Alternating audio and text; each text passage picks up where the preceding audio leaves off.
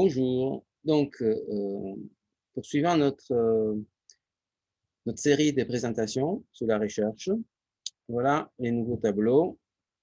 Alors, la thématique de cette présentation a comme cible la recherche pluridisciplinaire et multidimensionnelle que nous avons menée depuis plusieurs années.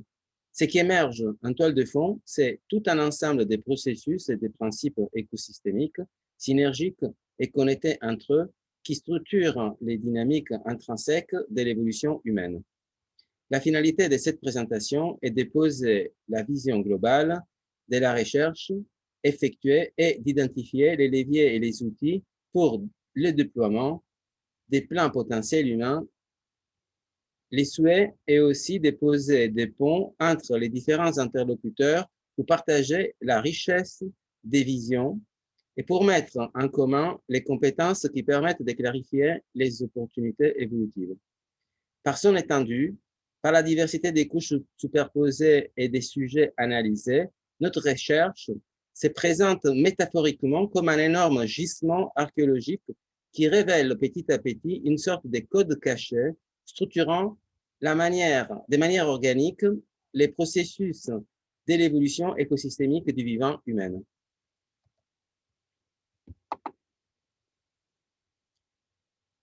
Donc voilà, là c'est l'étendue de notre recherche.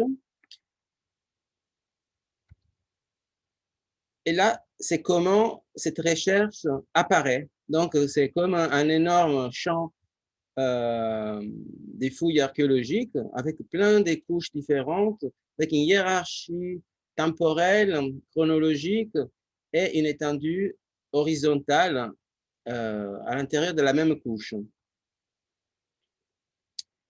Voilà, un peu dans le style de ces dessins. Il y a un gisement qui est l'écosystème de la recherche. Il y a les objets, les composantes de cette recherche. Il y a une hiérarchie de répartition sur un plan horizontal au même niveau et une répartition par superposition des couches. Donc, c'est des couches chronologiques d'importance. Il y a une certaine hiérarchie. Donc, au début du processus de la recherche, j'ai identifié des points. Au bout d'un certain temps, j'ai pu mettre en relation ces points entre eux. Et encore ensuite, j'ai pu commencer à relier les points pour créer un dessin qui représente un peu la vision d'ensemble de la recherche. Donc, la recherche présente un cœur, c'est-à-dire le site principal des fouilles, présente des objets, des principes et des fonctionnements. C'est-à-dire, la recherche est allée déranger, utiliser, rentrer en résonance avec différentes approches qui, au fur et à mesure, sont présentées comme une évidence. C'est des approches du monde ordinaire, même du management des projets. C'est des approches plus métaphysiques d'anciennes philosophies et sagesse anciennes.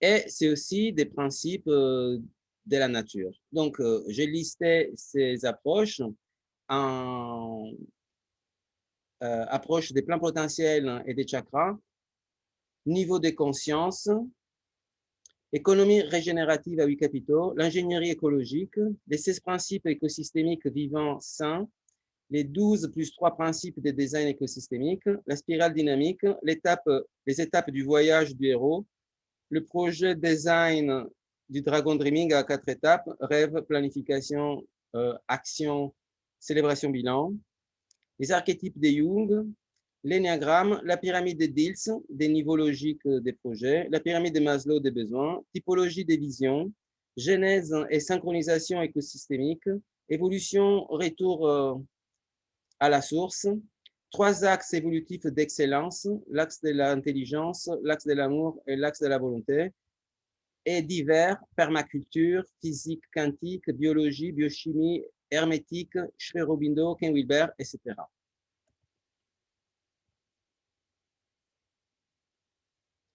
Donc, le cœur de notre gisement archéologique se divise en trois parties. Une partie manifeste, appliquée, physique et métaphysique. C'est ces parties-là qui correspondent au projet collectif écosystémique, qui est la partie manifeste. Après, il y a la partie terreau de ces manifestations extérieures qui représente les potentiels sous-jacents disponibles en matière première et en principe actif. C'est les 12 principes plus 3 design écosystémique, les 3 principes éthiques, 16 principes d'écosystème vivant et sain, l'humain dans l'intégration de ces potentiels intégrés ou en voie d'intégration, l'ingénierie écologique et l'économie régénérative à 8 capitaux. Et après, il y a une partie racinaire de toutes ces manifestations et il s'agit de la partie des plans potentiels intrinsèques qui sont donc déjà présents en nous et qui ont besoin d'être activés et déployés. Donc, dans ces manifestations, en fait, le processus évolutif reçoit une attraction à fur et à mesure qu'on met en place l'écosystème. En fait, il y a du tirage d'en haut, c'est-à-dire il y a une traction, une absorption, une aspiration d'en haut, parce qu'on est en train de développer les plans potentiels déjà dans la partie manifeste, ce qui fait émerger les matières premières, nos potentiels et notre utilisation écosystémique des matières premières, les 8 capitaux de l'économie régénérative, et est en train aussi d'activer les différentes connexions qui permettent de manifester les plans potentiels, qui sont ces connexions ici en bas, entre les 6 corps humains, métaphoriques, spirituels, émotionnels, mental, physique et collectif, et les 8 hauts potentiels, en fait. Quand il y a ces combinaisons, on développe et on manifeste nos plans potentiels. Et il y a aussi, à fur et à mesure qu'on avance aussi, une poussée d'en bas, c'est-à-dire la partie racinaire avec les potentiels les propulse vers le haut pour qu'ils puissent se manifester. Donc, il s'est créé un vide. À fur et à mesure qu'on développe l'écosystème s'organise et se structure, se met en ordre, donc ça crée des vides, ce qui crée une attraction vers le haut. Et en même temps, il y a une poussée des plans potentiels vers le haut, vers la manifestation.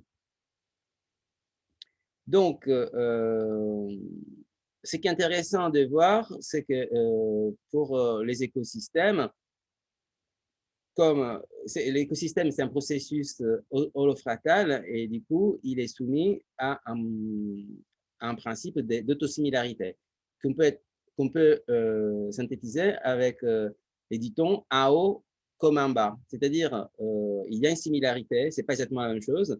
À différents niveaux, dans différents contextes, il y a des différences, mais les principes sont les mêmes. Et donc, la plateforme Convergence créative prévoit tout un ensemble de processus, outils pédagogiques et jeux et activités. Et je fais une liste. Donc, c'est des outils pédagogiques qui permettent d'écrire comme un métier à tisser pour les projets de demain, le design écosystémique des projets en économie régénérative. Il y a des outils et processus en réduction des clivages humains par les travaux sur les archétypes et les typologies des visions. Donc, en fait, ça permet de réduire les éléments de séparation entre qui on est dans notre dimension actuelle et qui on est potentiellement dans notre futur potentiel d'excellence. Ça prévoit des facilitations et accompagnement des projets. Il y a des ateliers de réintégration des potentiels archaïques par la créativité. Il y a plusieurs ateliers qui ont été déjà testés avec des processus qui permettent en fait de faire émerger nos potentiels créatifs et ensemble avec des ateliers sensoriels pratiques de réconnexion au plan potentiel évolutif humain et apprentissage par la métaphore. En fait, c'est des processus qui permettent, à travers l'utilisation des techniques ancestrales des créations, comme la vannerie, les feutrages de la laine, la construction des cabanes et d'autres activités, de reconnaître des talents, des qualités qui font partie du potentiel humain et qui est important d'intégrer parce que ça fait partie du patrimoine qu'on doit actualiser avec, c'est la partie correspondant en fait au peuple racine. On doit l'intégrer à notre conscience ordinaire, donc déductive et réflexive, et aussi avec la partie métaphysique et métaphorique des principes universels des écosystèmes qui font partie de la partie intuitive. Et la première partie, c'était plutôt instinctive. Selon des processus qui mettent en jeu, en fait, l'aventure, parce qu'il faut sortir, comme l'héros, il faut sortir de la zone de confort pour pouvoir manifester nos plans potentiels. L'observation de soi et l'observation des autres. Il y a un engagement, un fort engagement vers la réussite et vers l'application de ses talents à l'intérieur de ses activités. Il y a la concrétude parce que c'est concret, c'est du travail sur la matière aussi, pas que, mais ça permet en fait de faire les liens entre les différents niveaux de la conscience. Et la métaphore, parce que en fait, par des activités qui sont métaphoriquement reliées à certains talents, à certaines compétences, mais pas directement celles qu'on veut développer, en fait, on arrive à vivre des expériences qui permettent d'intégrer les connexions, qui permettent de restructurer et remettre en actualité, d'actualiser en fait ces compétences. Et après, c'est les liens avec l'environnement, environnement naturel et aussi environnement humain. Voilà, donc la partie projet. Au centre, il y a le projet en conception et en réalisation, selon les 12 étapes du Dragon Dreaming, les 12 phases du Dragon Dreaming qui se composent de 4 phases. Donc, il y a le rêve, la planification, l'action et les célébrations. C'est écosystémique, donc il y a les 12 principes de design écosystémique. C'est des principes qui ont été issus de la permaculture, mais qui viennent de l'architecture. Et en fait, ça permet d'identifier les éléments fondamentaux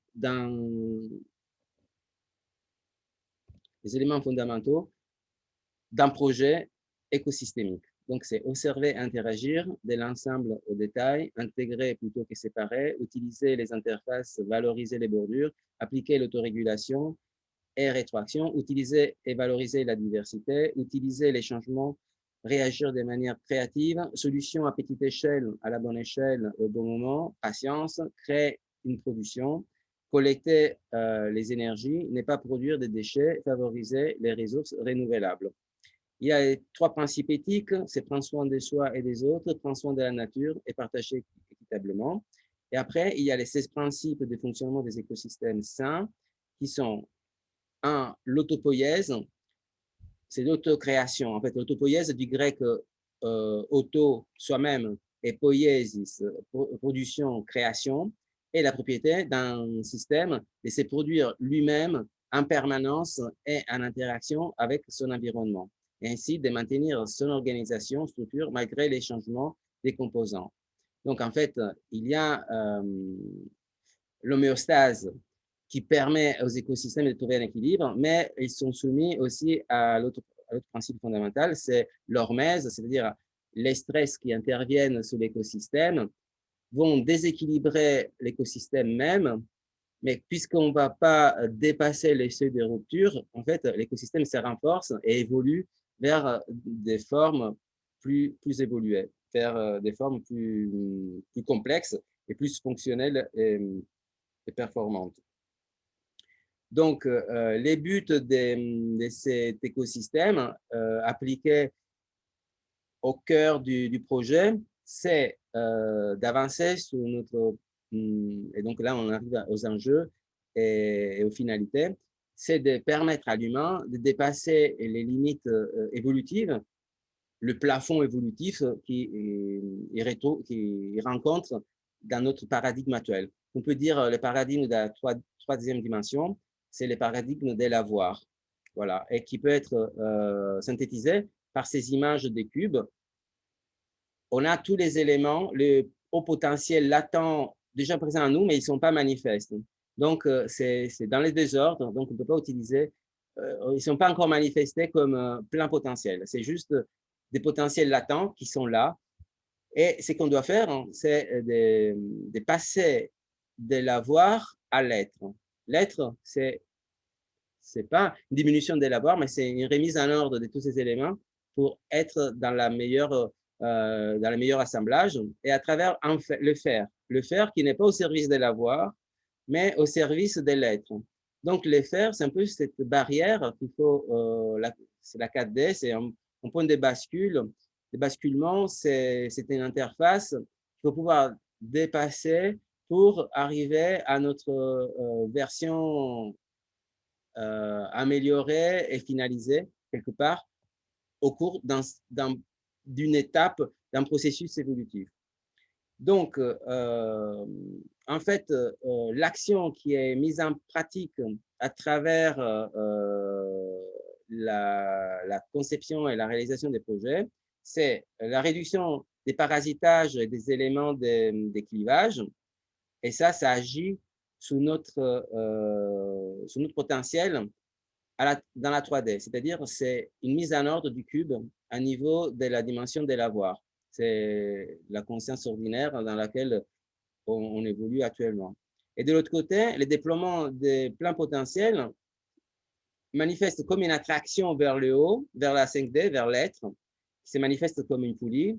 Et le projet, c'est-à-dire l'action de l'humain, un projet collectif ou individuel aussi qui soit écosystémique, en fait, se transforme d'un poids qui est soulevé et qu'il faut porter à quelque chose qui met lui-même les ailes. Parce que du moment où on arrive à créer un écosystème, comme dans la nature, en fait, il y a des productions d'énergie qui sont bien supérieures donc il y a une valeur ajoutée qui est bien supérieure à l'énergie qui est investie.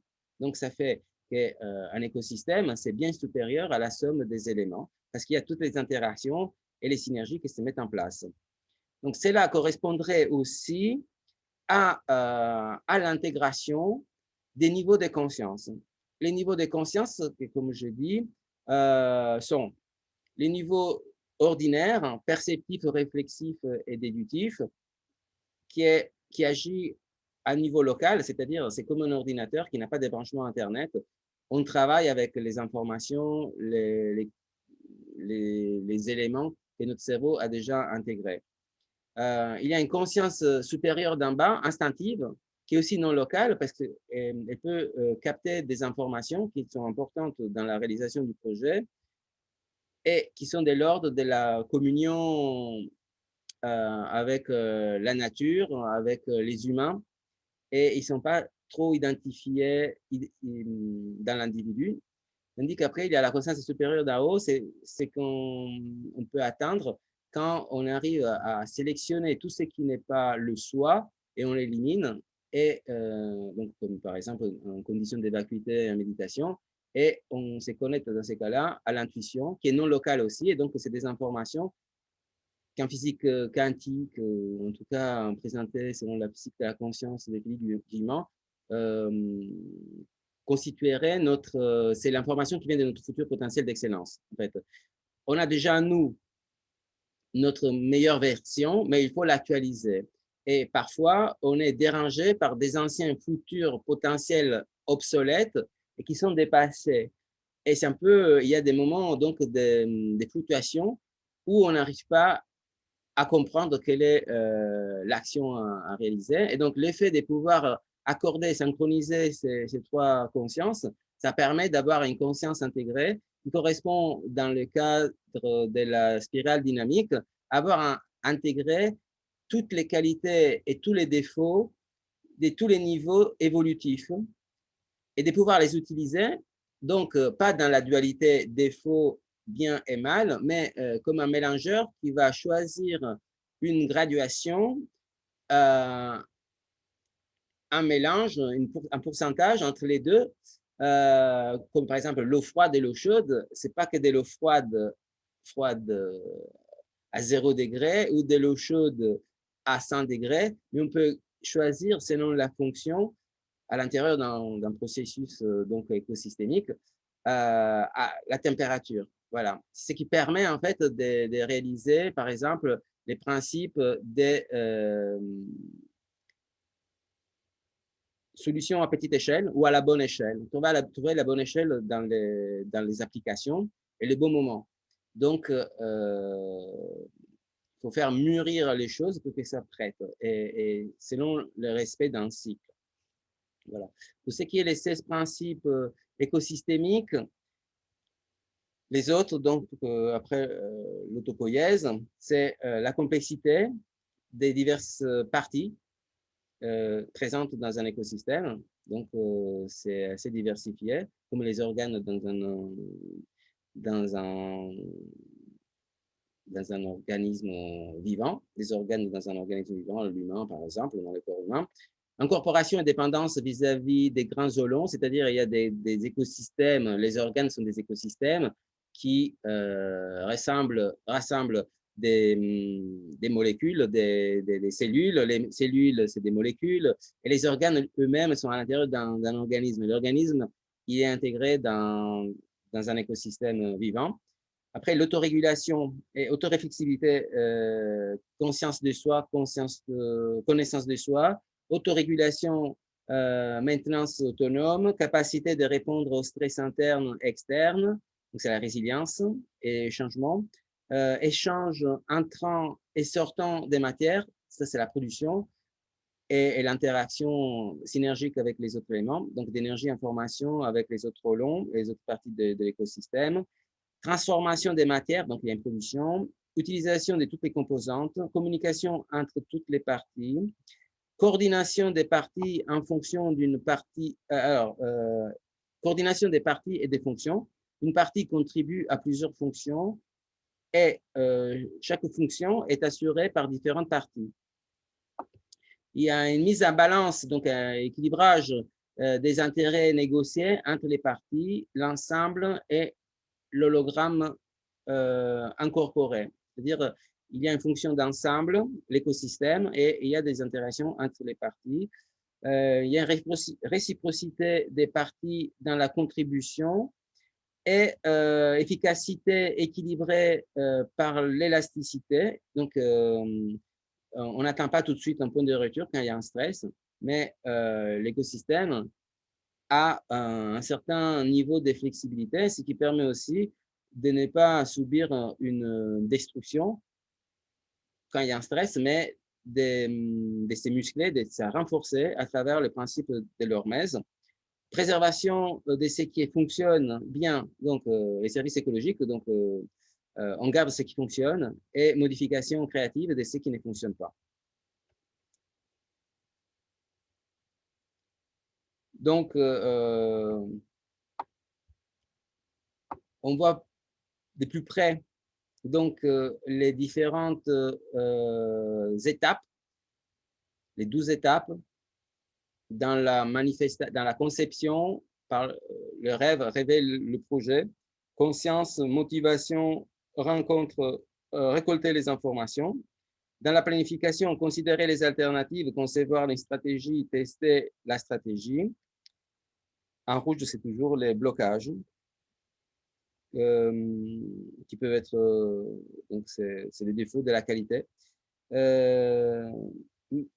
Donc, la partie de l'action, c'est mise en œuvre, administration et gestion, évaluer la progression, dans la célébration bilan, acquisition des nouvelles compétences, résultats transformatifs et discerner la sagesse.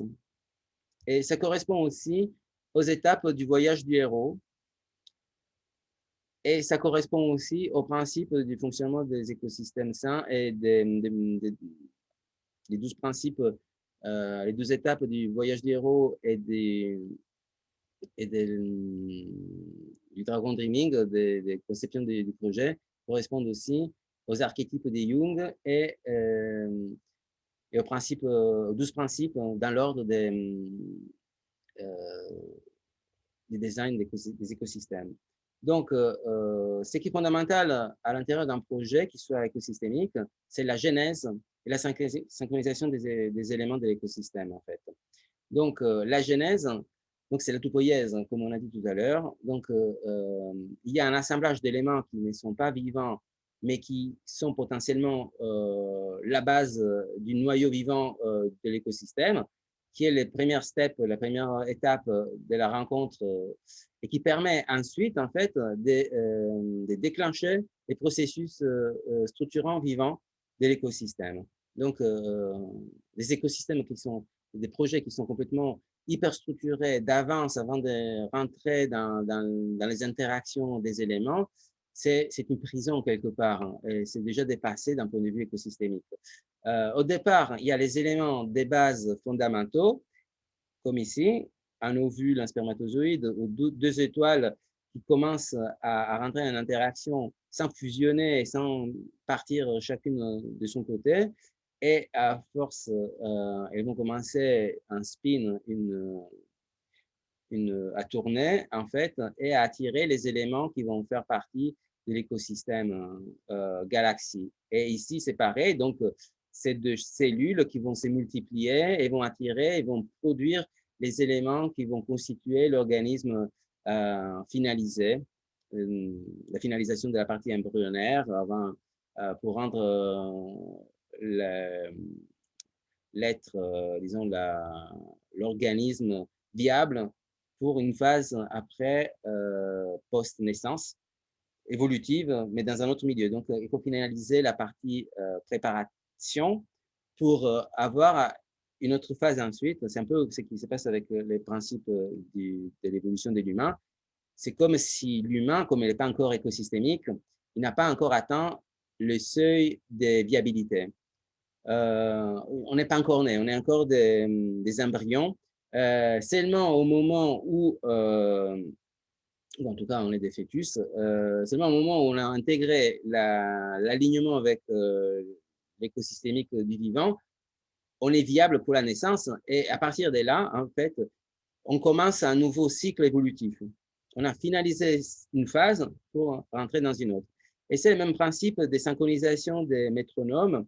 Il y a des vidéos qu'on peut voir sur YouTube où il y a des métronomes qui démarrent chacun dans son propre rythme, avec sa propre fréquence, mais du fait qu'ils ont une base commune, donc la base commune peut être représentée métaphoriquement par un projet commun des différentes personnes. Ces métronomes, comme la base commune peut osciller, ça permet en fait de synchroniser très rapidement, en quelques minutes, une minute et quelques, tous les métronomes. Donc, il s'agit de synchroniser les différents niveaux de conscience qu'on a vu tout à l'heure, les 3 niveaux, les inspirations, la créativité et les réalisations régénératives. Donc, c'est des processus comme dans l'écosystème qui sont appliqués et qui sont identifiés par l'économie régénérative avec les 8 capitaux qui permettent en fait d'être plus que durables. C'est-à-dire durable, on limite nos consommations. Dans la régénérative, en fait, on est en train de travailler avec l'écosystème de manière à équilibrer les services de l'écosystème à l'humain avec les services de l'humain à l'écosystème. Donc, on est en train de régénérer et d'augmenter le potentiel des écosystèmes naturels au service de l'humain et au service de l'écosystème. Donc, c'est un système qui est très, très, très équilibré et qui est tout à fait accessible du moment où on s'aligne avec les principes écosystémiques du vivant. Voilà, donc ça fait partie des... C'est une synthèse un peu de tous ces éléments que je vous ai mentionnés à l'intérieur de l'étendue de la recherche. Et pour finir, donc, comme on a vu, les enjeux principaux sont finaliser les processus évolutifs de façon à rendre viable l'humain d'un point de vue écosystémique, un alignement avec les principes du vivant. Cela va nous permettre d'aligner et d'assembler les 3 niveaux des consciences, l'axe de l'intelligence, l'axe de la volonté et l'axe de l'amour, Donc, une conscience intuitive non locale, une conscience perceptive, réflexive et déductive ordinaire locale, et une conscience instinctive non locale. La première, ces types de conscience instinctive correspondent à celles des sociétés racines qui ont totalement intégré le fonctionnement écosystémique. Et ça correspond à l'axe de l'amour parce que en fait, on arrive à intégrer les dualités dans leur polarité sans les séparer. Donc, on est dans l'intégration et correspondrait à l'activation de l'axe spirituel qui relie les corps spirituels et les corps émotionnels. L'axe de la volonté, c'est l'axe de la perception, de la réflexion et de la déduction. C'est une conscience ordinaire et locale. C'est celle de la rationalité du cerveau gauche et correspond en fait à l'axe qui relie le mental avec les physiques, qui représente une sorte ça permet en fait de graduer l'intensité de l'action. Et après, il y a l'axe de l'intelligence, qui est la connexion avec les principes universels donc du vivant, et c'est plutôt les principes subtils et donc par intuition. On connecte ces parties-là dans les subtils, dans le corps cosmique métaphorique. Métaphorique parce que ça correspond à des principes qui sont holo-fractales, ils sont présents à tous les niveaux de l'univers, à niveau subtil, mais aussi dans la matière. Et donc cet axe va relier les subtils, métaphoriques cosmiques, avec les collectifs et individuels dans la matière. Du moment où on arrive à manifester ces principes et de les concrétiser dans la matière. Donc, le fait de passer de l'avoir à l'être à travers un faire qui est au service de l'être, en fait, ça nous permet de capitaliser déjà nos hauts potentiels latents et pas encore disponibles et les transformer en plein potentiel manifeste. Et ça va nous permettre de nous positionner au croisement de tous ces axes, en fait. À cet endroit-là, on passe d'une conscience fragmentée de la 3D, du paradigme de la voir, à une conscience intégrée du paradigme de l'être. Donc, on passe d'une séparation structurelle des clivages et des séparations par rapport au flux d'énergie avec la source à une unité écosystémique vivante. On passe d'un conformisme et de la peur à une créativité et à la confiance.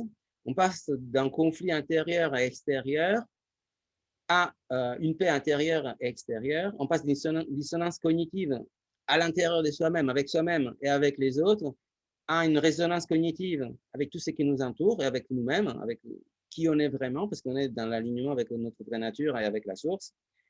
Ça permet d'éliminer les angles aveugles, c'est-à-dire les parties de nous-mêmes qu'on n'arrive pas à saisir. C'est un peu comme dans la voiture, les rétroviseurs, avec les rétroviseurs, on a une vision, mais il y a des parties qui nous échappent. Et donc, on peut arriver à une visibilité à 360 degrés à l'intérieur et à l'extérieur. Donc, éliminer ces angles aveugles qui nous empêchent de saisir qui on est vraiment. Et donc, on passe d'un régime à potentiel réduit à un régime de plein potentiel.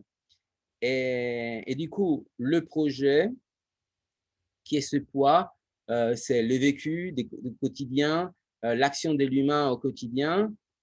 Il est propulsé par la réduction des parasitages et donc des clivages vers une subtilité, vers une efficacité supérieure. Et de l'autre côté, le déploiement des hauts potentiels, ça tire, c'est notre manifestation de la matière vers le haut. Et comme on est dans un régime écosystémique, le projet, et ce qu'on fait, en fait, met les ailes. Au lieu de devoir pousser avec des difficultés énormes, jour par jour, nos actions, nos projets, le projet lui-même va devenir fournisseur d'énergie Et donc, c'est lui qui va nous amener. Ça devient comme un véhicule. Voilà. Voilà, c'est tout pour la présentation. Je vous remercie de votre attention et je reviendrai avec plus de détails. Si vous avez des questions, si vous avez des retours, si vous avez des objections, des éléments à me faire connaître, vos idées, voilà, vos perceptions, etc. sur ces sujets, ce serait avec plaisir, hein. Et, donc, ça peut être par Facebook. Euh, donc, l'intitulé de ma page, c'est Créations au fil des lots, tout attaché, séparé après Focus. Voilà. Je vous dis à bientôt. Merci.